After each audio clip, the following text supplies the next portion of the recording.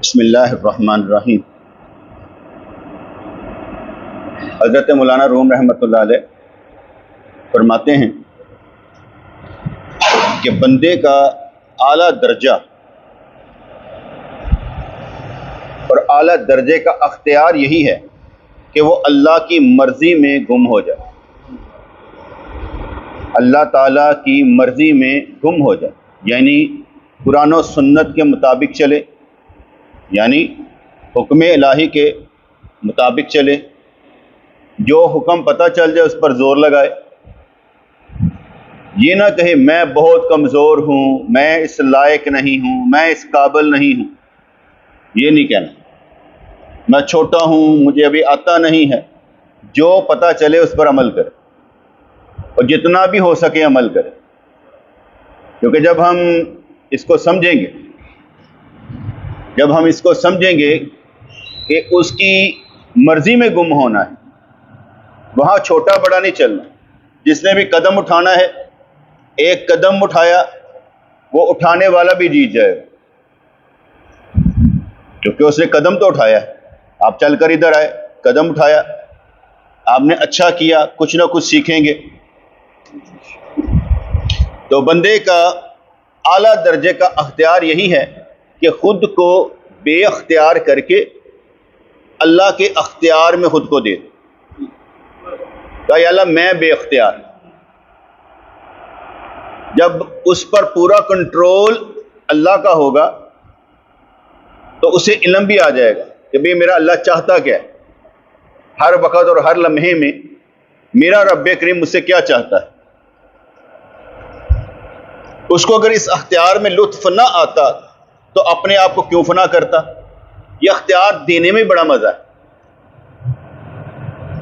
बेहतरीन आदमी होता है मुसलसल जॉब कर रहा हो, काम कर रहा हो, सर दर्द ले रहा हो और अपनी नमाजें रोजे सब कुछ अदा कर रहा हो, उसे अपने लिए भी वक्त ना मिल रहा हो, मसरूफियत इतनी ज्यादा हो, काम इतना ज्यादा हो कि वो मुसलसल ही काम में लगा रहे, अपने लिए भी वक्त ना मिलता हो।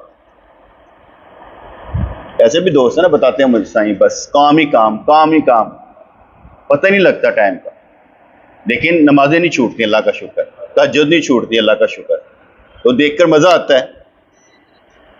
और ये लफ्जों से बंदा बूस्ट हो जाता है, लफ्जों से बंदा ऊपर को जाता है। तो इसलिए अगर इस अख्तियार में लुत्फ ना आता तो अपने आप को क्यों फना करता। फानी फिल्ला अगरचे दुनियावी लज्जतों को मिटा देता है, लेकिन उसका ये तर्के लज्जात उसके लिए लज्जत बन जाता है। फानी फिल्ला, जो बंदा फानी हो गया, कुरान और सुन्नत पर चला, अपनी मर्जी छोड़ दी, फानी फिल्ला अगरचे दुनियावी लज्जतों को मिटा देता है, दुनिया के मजे नहीं लेता, खाने पीने के मजे नहीं लेता, पहनने के मजे नहीं लेता, जो मिल जाए वो भी पहन लेता है। ये नहीं कि भाई मुझे अच्छी चीज मिलेगी पहनूंगा, जो जरूरत की हो वो पहन लेता है। फानी फिल्ला अगरचे दुनियावी लज्जतों को मिटा देता है, लेकिन उसका ये तर्के लज्जात उसके लिए लज्जत बन जाता है। तर्के लज्जात की भी एक लज्जत, समझाई कि नहीं बात है। तर्के लज्जात की भी एक लज्जत। आप रोजा रखें, सब कुछ आना छोड़ दिया, उसमें भी लज्जत है। किसके लिए है? अल्लाह के लिए रोजा रखा, ये भी एक लज्जत है कि आपने काम किया, इसलिए किया, अल्लाह के लिए किया। तो तर्के लज्जात में भी लज्जत है। जब बंदे को तर्के लज्जात में मजा आएगा तो फिर लज्जत भी समझ आ जाएगी। अभी तो हम तर्के लज्जात नहीं, अपनी लज्जात को पूरी करने की कोशिश करते हैं कि हमारी चीजें जो है ना वो पूरी होती रही। या अल्लाह, ये भी ये भी ये भी ये भी, अभी हम इस धंधे में पड़े हुए हैं। लेकिन लफ्ज बड़ा अच्छा है कि अगरचे दुनियावी लज्जतों को मिटा देता है, लेकिन उसका ये तर्के लज्जात उसके लिए लज्जत बन जाता है। समझ आ रही बात कि नहीं? ये रोजा अगर रखा है तो उसमें जो मजा है, उसमें जो लज्जत है, वो खाने पीने में नहीं है, क्योंकि वो हुक्म इलाही में। और जब हम हुक्म इलाही के पाबंद हो जाएंगे आहिस्ता आहिस्ता, तो बहुत महदूद होते जाएंगे, बहुत थोड़ा, यानी दुनिया कम इस्तेमाल करेंगे और दीन कुरान सुन्नत ज्यादा इस्तेमाल करेंगे अपने अपने मामलात। जो सिफ़ात बारी में मगलूब हो गया, अल्लाह के रंग में रंगा गया, अल्लाह की बात को मानता चला गया, जो सिफ़ात बारी में मगलूब हो गया, वो अल्लाह करीम की रहमतों के समंदर में गर्क होकर रहमतों का मुस्तहक हो गया। लेकिन वो ऐसा मादूम नहीं कि कोई भी वजूद उस पर गालिब आ सके। वो किसी का इतना असर नहीं लेगा, अपना असर छोड़ेगा। अगर आप किसी का असर लेते हैं, अगर आप किसी का असर लेते हैं, इसका मतलब आपके अंदर असर कोई नहीं है। अगर आपका कोई असर ले तो इसका मतलब आप पावरफुल हैं। बात समझ में आई? समझाओ। हाँ समझाओ। हाँ समझाओ।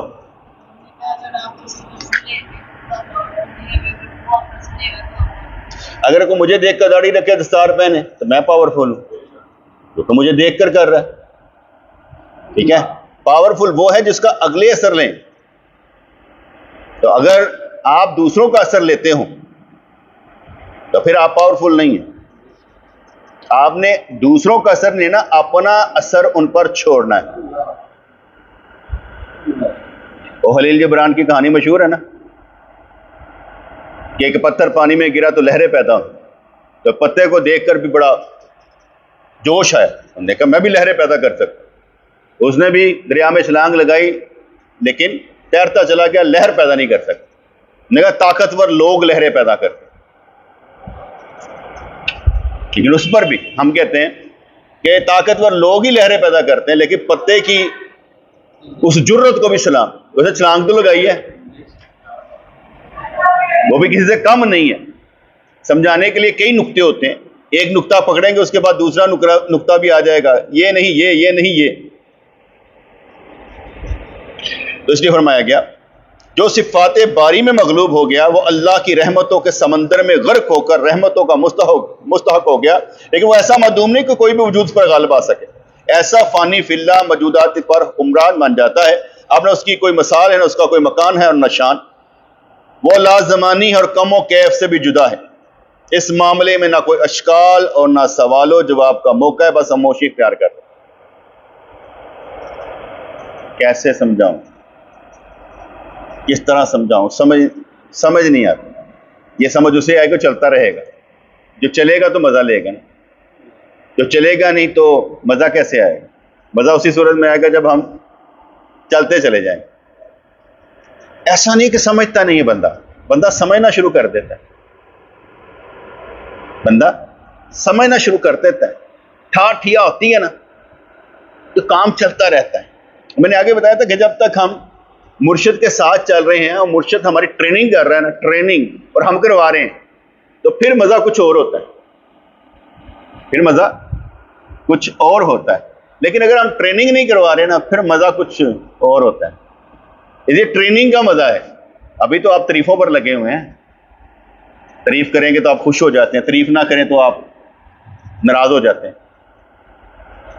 अभी आप तारीफों पर लगे हुए, जब आप तारीफ से भी बेनियाज हो जाएंगे कि तारीफ करो ना करो खैर है, तो फिर क्या होगा? फिर आप और तरह से होंगे। फरमाने लगे, कुरान पाक में है इन्नमल मुमिनूना इखवा, यानी मोमन आपस में भाई भाई में है। कुरान पाक में है, ठीक है, यानी मोमन आपस में भाई भाई हैं। मशहूर मकूला है कि उलमा एक जान है। कुरान में है ला नुफर्रिकु बैना अहदिम मिन रुसुली, हम उसके रसूलों में किसी में तफरीक नहीं करते, इसलिए उनमें से एक का कुफर सब का कुफर। हम किसी भी रसूल का इनकार नहीं करते, अगर एक का भी इनकार करेंगे तो काफिर हो जाएंगे। वो गिनती में मुतअद्दद हैं, लेकिन उनमें वहदत ईमानी है। गिनती में सारे नबी हैं, लेकिन सारे क्या सिखाने आए? ला इलाहा इल्लल्लाह, सब एक ही जुमला कहना। और जितनी इस दुनिया को इस जुमले की जरूरत है, ला इलाहा इल्लल्लाह, किसी शय की जरूरत नहीं। ये जुमला समझ में ही नहीं आता। ला इलाहा इल्लल्लाह यानी अपनी सारी नफी कर देनी है और हर वक्त नफी करनी है। ला इलाहा इल्लल्लाह, कोई मबूद नहीं मगर अल्लाह। अपनी नफी नफी नफी सारी दुनिया इस तरफ हो और अल्लाह फरमाए मैंने तुम्हें ऐसे ही रखना है, अब क्या करेंगे? ये उसकी मर्जी है। अब उसने जिसे जैसे रखा है ऐसे ही रखा है। आप कहें मेरी जान छूट जाए, कैसे छूटेगी?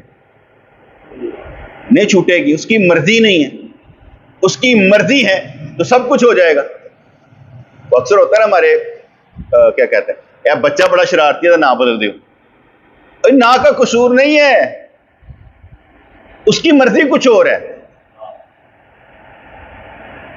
नाम का कोई कसूर नहीं है, उसकी मर्जी कुछ और है। वो अपनी मर्जी चला रहा है तुम्हें। हमें सिर्फ ट्रेनिंग करनी, हमें सिर्फ ट्रेनिंग करनी, ट्रेन होना।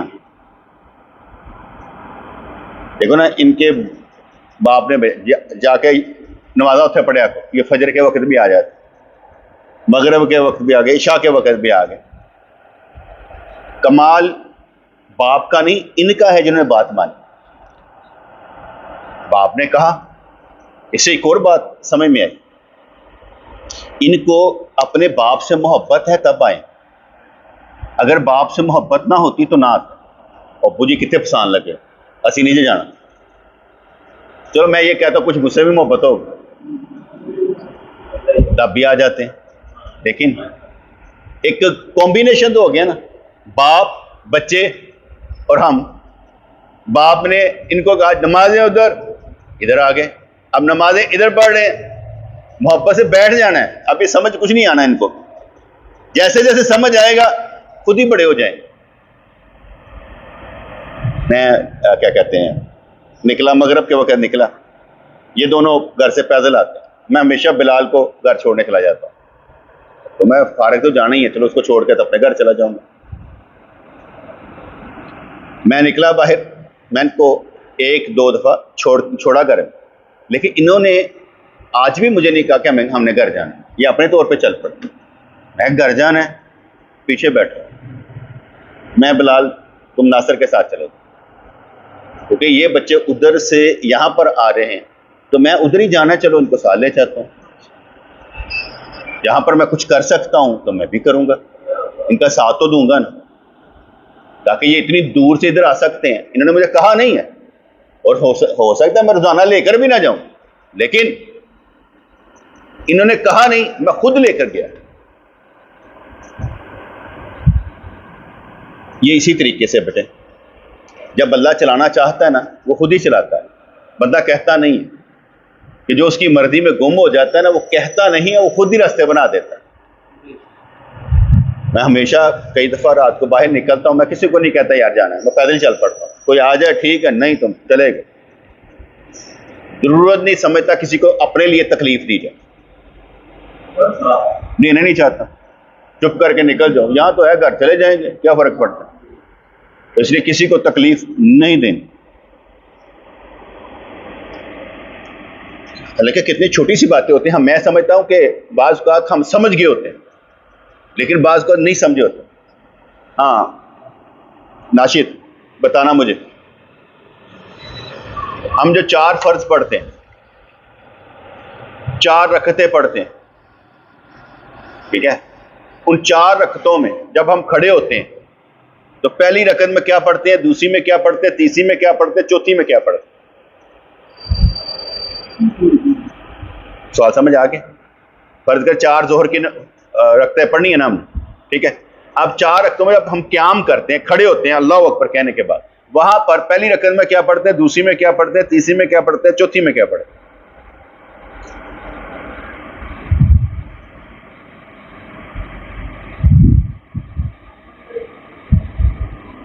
पहली रकअत कैसे शुरू करते हैं?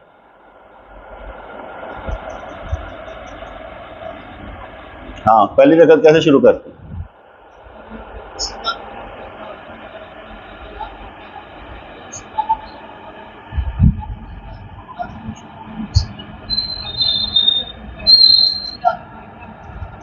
दूसरी रकअत में क्या? दूसरी रकअत में खड़े हो गए, सुभान अल्लाह पढ़ के दूसरी रकम में सुभान अल्लाह पढ़ते हैं।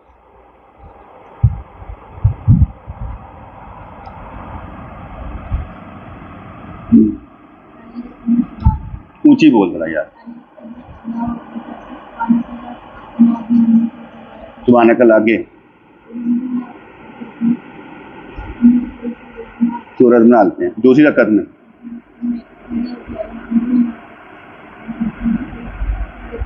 तीसरी रकत में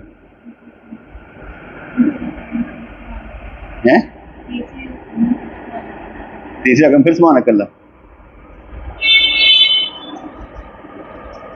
तुम बता यार, सारे नलायक। हाँ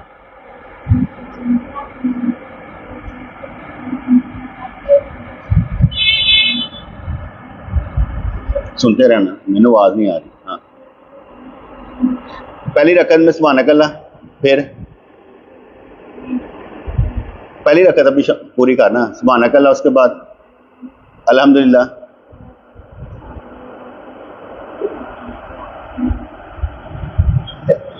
मेरे को इधर इतना घबरा क्यों जाता है? हाँ बता। ठीक, अल्हम्दुलिल्लाह,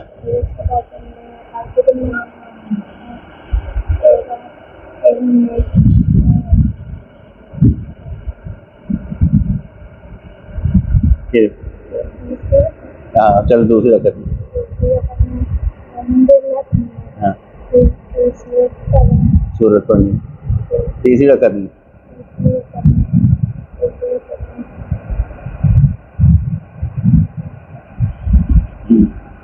बैठ। ये मैंने इसलिए पूछा कि कुरान का हाफिज होना और बात है, नमाज का हाफिज होना और बात। ठीक है, तू बता। सुभान अल्लाह, अलम शरीफ, सूरत,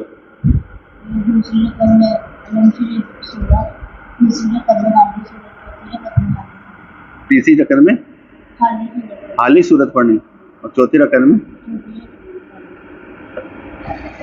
मैं आज कितने फंस गया है। बाद की गल है, सिर्फ रखता दसनिया ने। पहली रकत में क्या, वो तो दस ही देती है। मेरी बात सुन, सिर्फ अभी मैंने रखते की बात किया, रुकू सजदे की गल्ला नहीं की। जब हम 4 फर्ज पढ़ते हैं, जोहर के, असर के, इशा के, 4 फर्ज पढ़ते हैं, जोहर के, असर के, इशा के, ठीक है।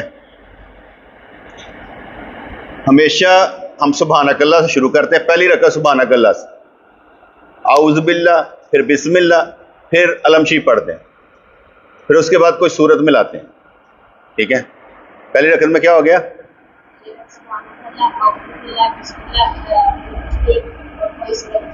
हाँ, पहली रकअत में दोबारा बोल, सुभान अल्लाह, आउज़ बिल्लाह, बिस्मिल्लाह, सूरह रानी हारिस। हाँ, सूरह रानी, हाँ भाई, पहली रकअत में।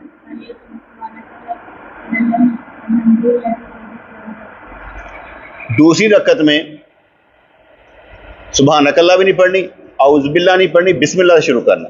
बिस्मिल्लाह, अल्हम्दुलिल्लाह, सूरत मिला, क्या कहते हैं, अलमशी पढ़नी है, और उसके बाद सूरत मिलानी। दूसरी रकअत में बिस्मिल्लाह पढ़नी है, अलमशी पढ़नी है, और सूरत मिलानी है। दूसरी रकअत में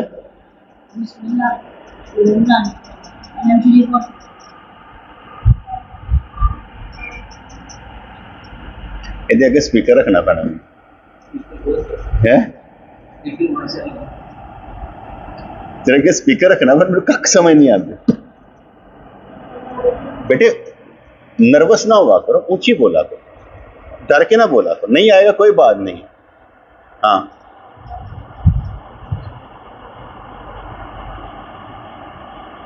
अच्छा, पहली रकत में हमने क्या किया?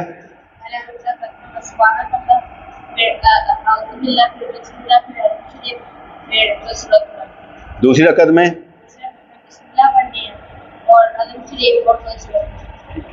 अब आगे तीसरी रकत, अत्तहियात के बाद तीसरी रकत आ गई, जो फर्ज नमाज की, फर्ज नमाज सुनते नहीं, 4 सुन्नतों की बात नहीं मैं कर रहा, सिर्फ फर्ज नमाजें, फर्ज नमाज जो इमाम के पीछे पढ़ी जाती।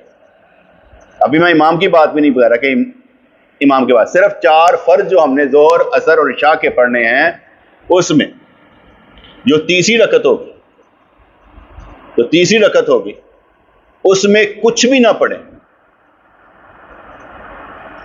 चौथी रकत में भी कुछ ना पढ़े, सिर्फ खड़े रहें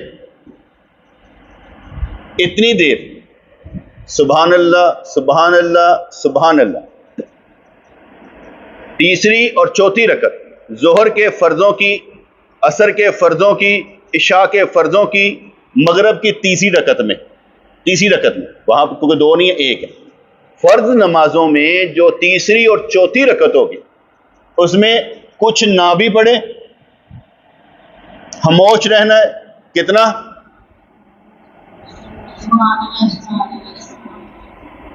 ठीक है ना। तीसरी और चौथी रकत में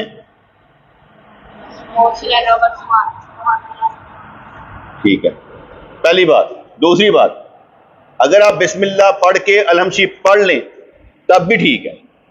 पहला मैंने क्या बताया कि सुभान अल्लाह सुभान अल्लाह सुभान अल्लाह, इतनी देर आप खामोश रहें, कोई बात। दूसरा क्या बताया? बिस्मिल्लाह पढ़ के अलहम शरीफ पढ़ लें। तीसरा कि आप तकबीरात पढ़ लें, अल्लाहु अकबर, सुभान अल्लाह, अल्हम्दुलिल्लाह, ये तकबीरात पढ़ लें तब भी ठीक है। मेन इतनी देर आप खड़े रहेंगे, सुभान अल्लाह सुभान अल्लाह सुभान अल्लाह, उसमें बिस्मिल्लाह पढ़ के अलहम शरीफ पढ़ लें तब भी ठीक है, और अगर नहीं पढ़नी वैसे तकबीरात पढ़ लें तब भी ठीक है। चौथी बात, अगर तीसरी और चौथी रकत में आप अलहम शरीफ पढ़ लें, साथ को सूरत भी मिला लें, जानबूझकर मिला लें, कोई गुनाह नहीं है। अगर अलहम शरीफ के बाद सूरत भी मिला लें तो कोई गुनाह नहीं है। ये फर्ज नमाजों की बात कर रहा हूं। अब पहली में जो थी मेन था सुभानअल्लाह से शुरू की, औज़ुबिल्लाह बिस्मिल्लाह अलहम शरीफ और सूरत मिलाई। दूसरी रकत में बिस्मिल्लाह अलहम शरीफ और सूरत मिलाई। तीसरी और चौथी रकत में अब मैंने क्या बयान किया?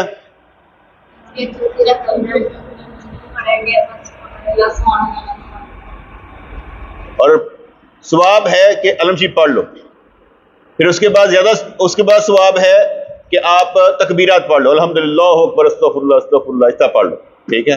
और अगर अलहम शरीफ का सूरत भी मिला लें तो कोई गुनाह नहीं। और मैंने ये इसलिए जरा समझाया कि आज मेरी एक बात हो रही दोस्त से, तो उसने मुझे कहा कि क्या कहते हैं आखिरी 2 रकतों में सही वो सूरत मिलाते हैं कि नहीं मिलाते?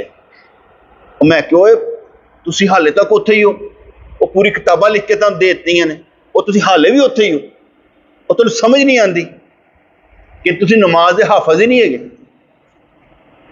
क्योंकि ये तो बयान करना अपनी जगह रहा, ये तो आशिकों की बात है ना, इन दोस्तों के लिए तो, बच्चों के लिए तो लाजम है। आप समझ आ गई तीसरी और चौथी रकत कैसे पढ़नी है, ठीक है ना। हर रकत में सुभानअल्लाह व बिहम्दिही तबारक अस्मुहु पढ़ना है, पहली में पढ़ना, तो दूसरी पढ़ना, तीसरी पढ़ना, आहिस्ता आहिस्ता होगा, समझ जाओ, ठीक है ना। आज इतना ही काफी। ऐसे हाले मैं बच्चों ने पूछा है, ਵੱਡਿਆਂ ने तो पूछा ही नहीं, किशोर ना होइए। और ਜਿਹੜੇ ਅੱਗੇ ਵੱਧ ਕੇ ਇਮਾਮ ਬਣ ਕੇ ਖਲੋਤੇ ਹੁੰਦੇ ਨੇ, ਕਿਧਰੇ ਉਹੀ ਗਲਤ ਨਾ ਕਹਿ ਦੇਣ, प्रॉब्लम हुई है। ऐसे मैंने आप ए सीख जाएंगे, आप ही सीख जाएंगे पिछले नहीं थे बड़े मामलात में, क्योंकि 365 दिनों में 365 मसले हल होने तो चाहिए ना। ये हारिस की ना तो क्या होती है ना, मेमोरी अच्छी है, जिसकी मेमोरी अच्छी है वो क्या, जो कीन मेमोरी रखे उसे क्या कहते हैं, कौन सी मेमोरी है ये, इसके लिए कोई लफ्ज बोला जाता है, कुछ और है, तो शायद फोटोग्राफिक मेमोरी को कहते हैं, ऐसा कोई लफ्ज बोला जाता है।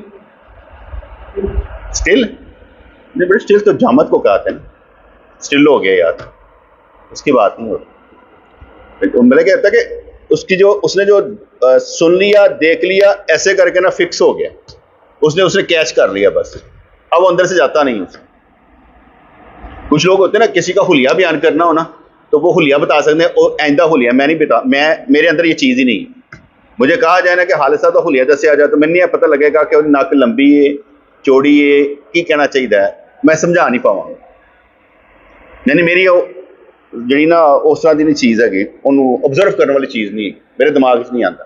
जब मैं किसी को देख के, वैसे तो चलो यार देख लेता पहचान लाँगा, लेकिन मैं दस नहीं सकता हुलिया, मेरे से चीज़ नहीं है। कैसे मैं फ़र्ज वाजिब सुन्नत मुस्तहब बता रहा हूँ, ये मेरे ठीक आता है, लेकिन अगर कोई मुझे कहे ना कि यार मैं बना देता हूँ तस्वीर तो सिर्फ 10 तरह, तो फिर मेरा वही हाल होना है कि मेरे एक दोस्त की याद आई तो मैं तस्वीर बनाई, तो तस्वीर बना के आपे क्या कितना बदल गया तू यार।